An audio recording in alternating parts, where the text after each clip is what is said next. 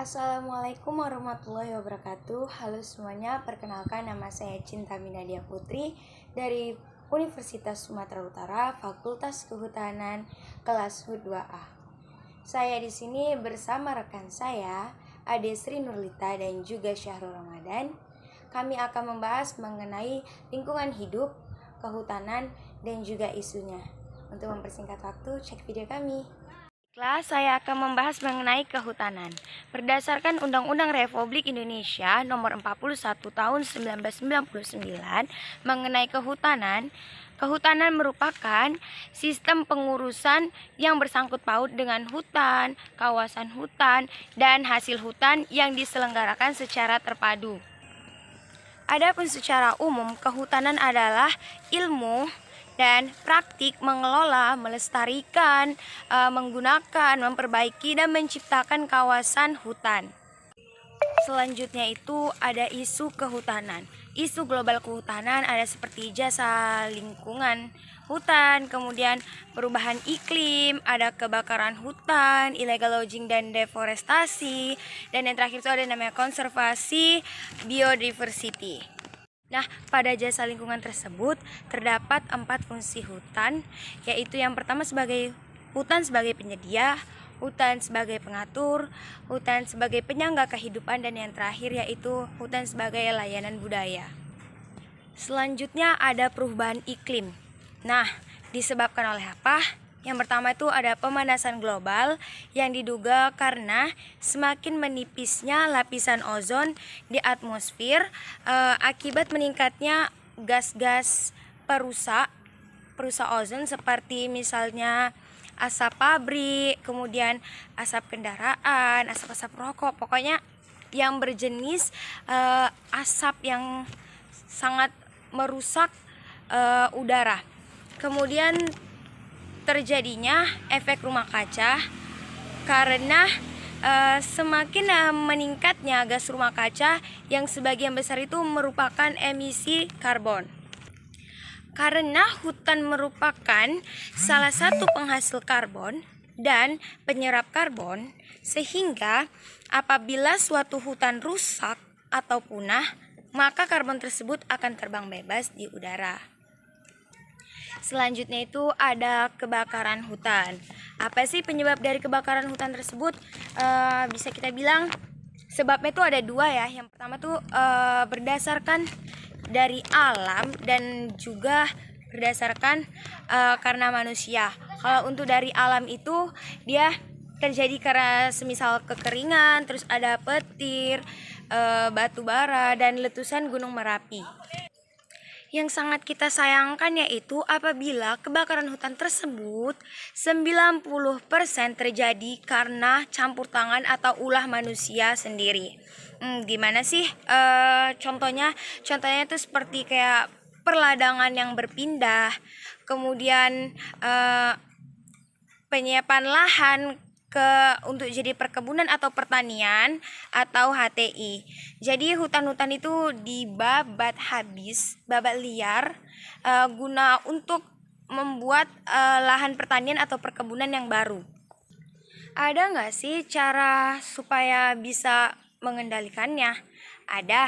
Yang pertama itu seperti sistem pembakarannya tuh dibuat lebih terkendali.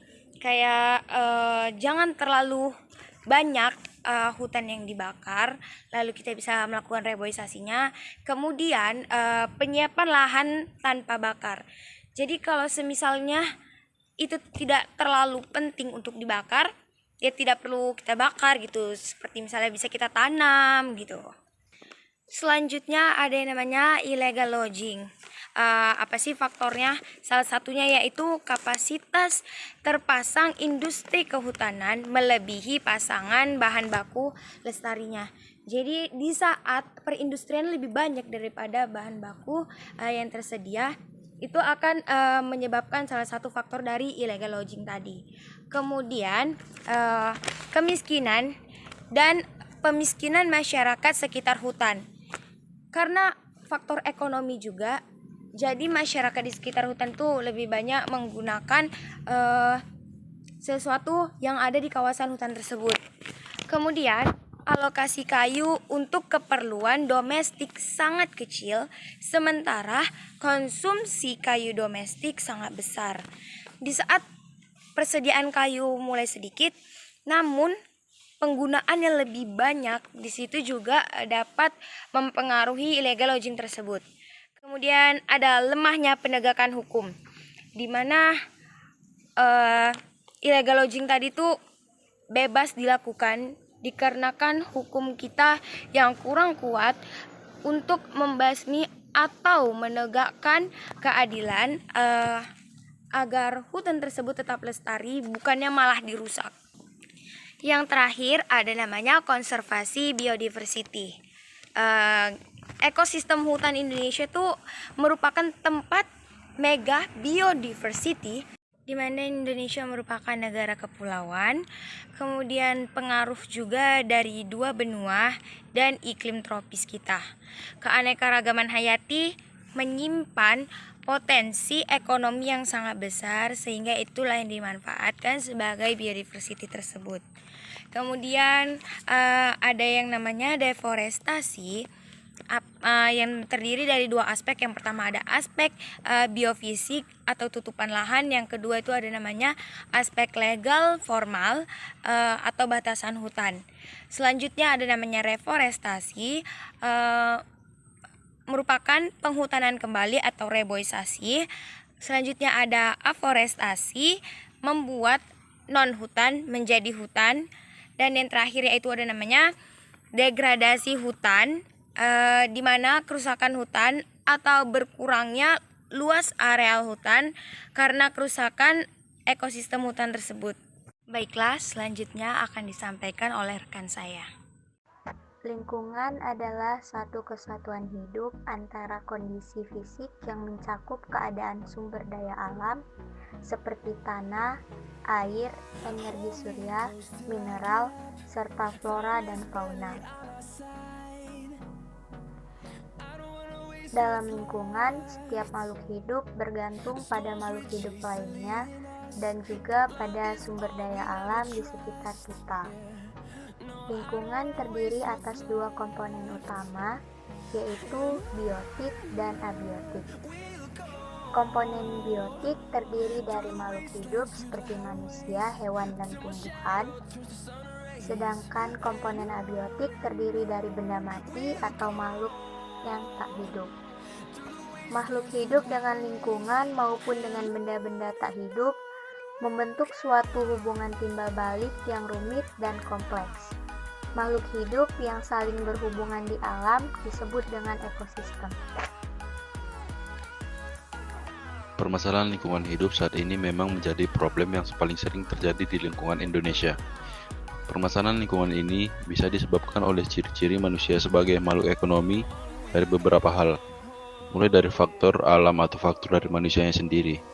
Kebanyakan dari permasalahan ini terkadang belum memiliki solusi untuk mengatasinya, sehingga menyebabkan kerusakan-kerusakan alam dan lingkungan terus saja terjadi. Nah, berikut ini beberapa isu permasalahan lingkungan hidup yang ada di 1. Sungai yang tercemar. Selama 5 tahun belakangan ini, setidaknya 64 dari 470 daerah aliran sungai mengalami kondisi yang kritis. Sungai yang tercemar disebabkan oleh beberapa faktor, yaitu limbah industri yang terkandung berbagai macam zat kimia di dalamnya, limbah domestik seperti limbah rumah tangga yang secara sengaja dibuang ke sungai, dan limbah pertanian. Nah, untuk mengatasi permasalahan ini, tentu saja dibutuhkan kerjasama antara pihak pemerintah, masyarakat, serta pelaku-pelaku industri. Pihak pemerintah wajib untuk memberlakukan aturan bentuk penyimpangan sosial baik bagi industri atau masyarakat agar jangan sampai membuang limbah di sungai. Masyarakat pun harus sadar mengenai pentingnya air sungai untuk kehidupan. 2. Kerusakan hutan.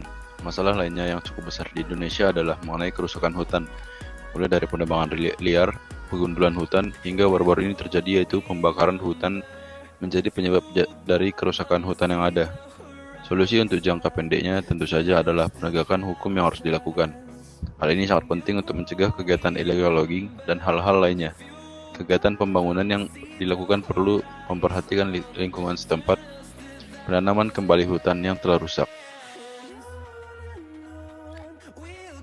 Ketiga, ada abrasi pantai. Kegiatan-kegiatan seperti pengambilan pasir pantai, karang, serta perusakan hutan-hutan bakau menjadi penyebab abrasi yang nantinya berkaitan dengan kerusakan laut dan pantai.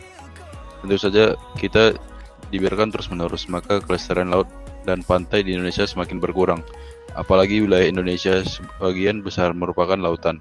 Nah, untuk mengatasi hal ini, solusi yang perlu diterapkan adalah satu, pemerintah menerapkan reklamasi pantai untuk menanam kembali hutan bakau di sekitar area pantai.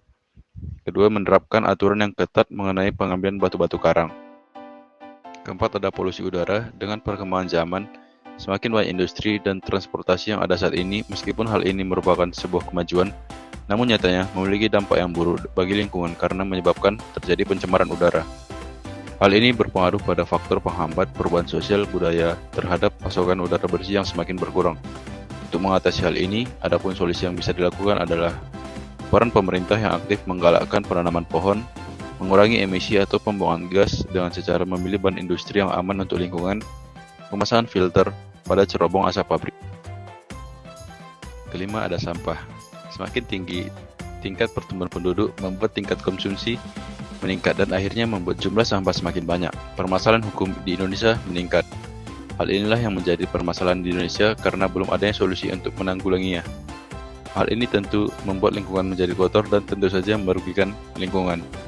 Nah, solusi yang bisa dilakukan membuat tempat pembuangan sampah terpadu yang lokasinya agak jauh dari pemukiman warga. Kedua, ada penerapan 4R, yaitu replace, reduce, reuse, and recycle. Dan terakhir ada pemanasan global, yaitu masalah ini sepertinya tak hanya terjadi di Indonesia saja, namun juga di berbagai negara-negara di dunia.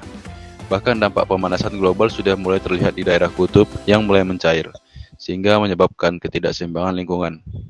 Untuk mengatasi pemanasan global, tentu saja Anda harus mengurangi penggunaan gas-gas kimia yang bisa merusak lapisan ozon dan atmosfer, seperti gas freon yang pada ada AC atau pendingin udara. Indonesia memiliki kekayaan alam yang sangat berlimpah dan harus kita jaga kelestarian alam ini.